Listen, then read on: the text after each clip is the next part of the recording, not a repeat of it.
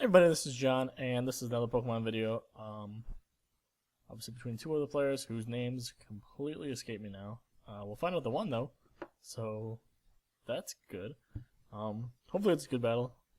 The last video we had that Lucario showing off some moves. We had the misplay with the Conkeldurr, but that's okay if you haven't seen that one yet. I don't even know if I uploaded them in the right order, so maybe you haven't seen it and I just ruined it.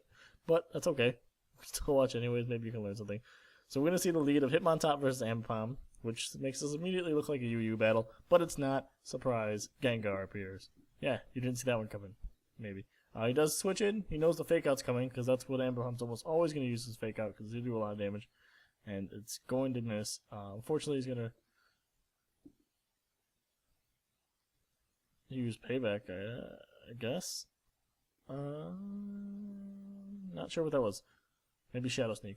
Either way, it's super effective, does a ton of damage, and it is going to make Gengar almost dead. He's going to respond with his own attack. It's going to kill off. Oh, it doesn't kill off. It was Pursuit the first time. And what do you know? Ambipom actually takes down a Gengar. I wouldn't have expected to see that. But Gengar almost killed him. I'm surprised. Oh, he's got the Life Orb on him. So that's going to finish him off. So basically, we're each down one. He sacrifices Gengar for the Ambipom. Definitely the far player has the advantage now. Ambipom are far less valuable Pokemon on the team than Gengar. Gengar obviously can fill so many roles, even no matter what set he's running. You can run Spin Blocker, fighting, you can defend you against fighting Pokemon. There's just so much stuff you can do that it really sucks when he falls and you have one on your team, because it often plays a crucial role. So he's going to see what we're going to have is Fortress. Going to come out, use Stealth Rock. We're going to see Breloom with the Poison. Obviously with the Toxic Orb, he's got Poison Heal. Typical for Breloom, not too surprising there. Balrog, not a bad name. I enjoy that. Israel, the far player. Israel is his name, or her name. Gonna use Espeon here, perhaps assuming that a Spore was coming. That would have been bad for the Breloom to catch a Spore in the face. Unfortunately, Espeon isn't gonna have to worry about it. He's gonna use Psychic here. Espeon, a very powerful special attacker, so this is definitely gonna cut off that substitute. It's gonna be difficult for, I'm not sure what set he's using here with the Breloom, but he does use Substitute, so maybe it's Subseed or something like that. The Poison Heal recovers so much health that you see right there, makes substituting really almost free. He's going to hit with his own C-Bomb, does a lot of damage to Espeon. Once again, Espeon is a weak defensive Pokemon. Really, if you can hit it with something neutral, you're going to do a lot of damage. It's just a matter if you can take it down in one shot or not. It can almost always be 2-hit KO'd. We're going to see Melodic come out here, soak in the Psychics. Melodic is a good special wall. Unfortunately, he must not have very much. I'm assuming he's running a bold set with a lot more defense to make up for that, and to catch a Psychic, it's the same thing we saw with the Jellicent before. If you're going to invest in the Psychic side, in the defensive side, because you assume no one would ever dare to throw a special attack at you on purpose, you're going to be bound to take more damage from special attacks when they do happen to fly at you. And he's going to use Ice Beam on Fortress. Obviously, Steel type, not very effective, but it is critical hit. It did a decent amount of damage. About a quarter of his health was lost there. Which is surprising. We're going to see Melodic here. We're going to recover. That's probably the right move here. Get their health up while you can. Even though you are going to leave yourself open here against Fortress to all sorts of spiking. Explosion off of Fortress. It used to be good, but maybe not so much anymore. He's going to get the Toxic Spikes down. This is going to present problems for pretty much everybody but Breloom and anyone with Levitate. So next time Melodic comes in, he's going to be Poison. He's got to get another layer down, because Poison by itself is actually not a bad thing to have. Really, it makes you immune to other statuses,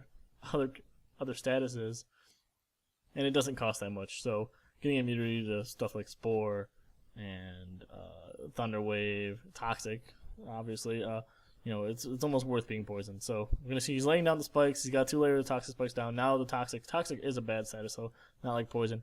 He's gonna lay down the regular spikes now. It's gonna be doing a lot of damage, just moving in and out. Finally uses the Scald. He probably used Scald to begin with instead of Ice Beam.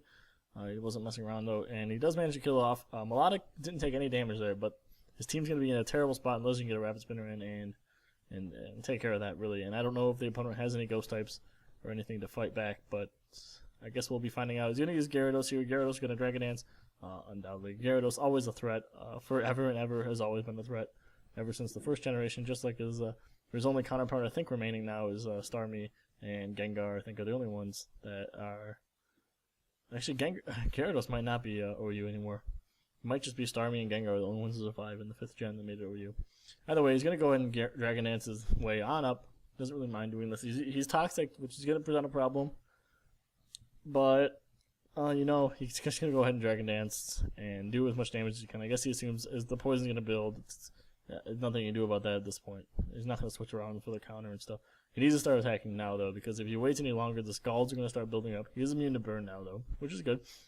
Off that Scald, that would have been dangerous. He's gonna use, I think that was Earthquake. It's gonna do decent damage. It might, no, it's not even gonna kill him though, and it didn't get him low enough on health to where, which is what Gyarados needed. Gyarados needed that to be at least a 3/4 kill, so that on the next 3/4 of his health to be gone, so that on the next move he could hit with his next hit would kill him. But unfortunately he didn't, so that means he's gonna survive this Earthquake if that's what we see again. Toxic is starting to do some real damage now. Gonna use Waterfall. Definitely not the right move. He shouldn't have done that. Obviously this Melodic, you can tell, is invested in the defensive side, judging by how much damage it is taking there.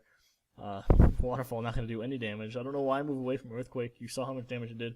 It wasn't that bad, and you know that was a bad move.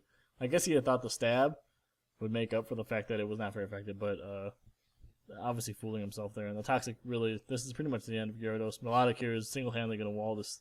Looks like it might just single-handedly wall this team off. He might have to face the problems that he presents himself by letting that Fortress go ahead and set up everywhere. So we'll see what happens here. From this point on, it's really to see if Melodic can stall everything. If he has to switch, if he has to start switching, if something can come in and kill this Melodic, and you'd think Gyarados, he must have been betting, could kill it. I guess he wasn't counting on it carrying Toxic, maybe, and that's why he switched to Gyarados instead of something else.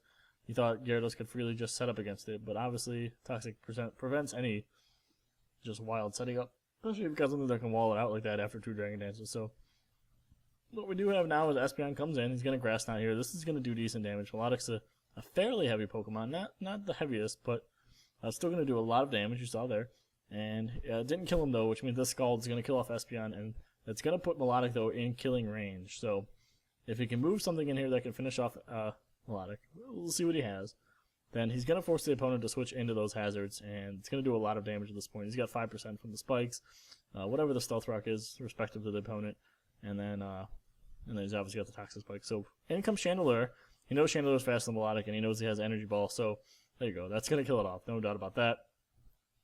Perhaps, well, Espeon kind of got it within range, so it was important that Espeon came in there first. So Chandelure might be the only Pokemon the opponent has left, so we'll see what it can do here. Hitmontop here is going to take the damage from everything. And there's the Toxic, yeah, and the Spikes. There you go. So the only problem is Hitmontop might be faster, and he's going to use Sucker Punch anyway, so that's going to put him first. So regardless, that probably is going to kill off Chandelure, who's not very strong. Oh, he lived! Hitmontop, ooh, showing that perhaps he's better bulky, serving a bulky purpose. So we'll see how much this Energy Ball does. It might even kill him off. Probably should have used Flamethrower there, though. I don't know why not. So now he's dead. Unless he can Calm Mind here and really make the Sucker Punch Mitch and let the Toxic do its work. I think that's probably his best bet. He's going to switch into Gyarados, probably expecting a Bullet. He's going to use Bullet Punch here, so it wouldn't matter anyway. So if it's smarter not to do anything.